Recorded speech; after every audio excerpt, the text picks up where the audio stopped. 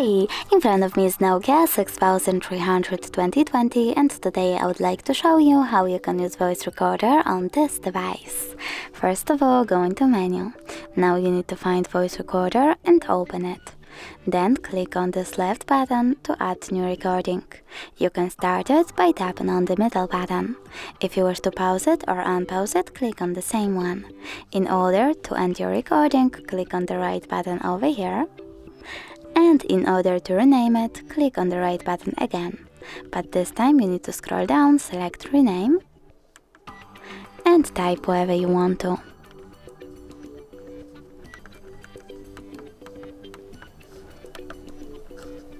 When you're done, choose save by clicking on the right button again. As you can see, my recording is now renamed.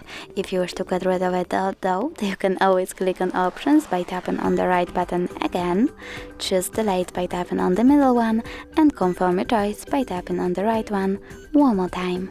Thanks so much for watching. If you enjoyed this video, leave a like, comment and definitely subscribe. Bye!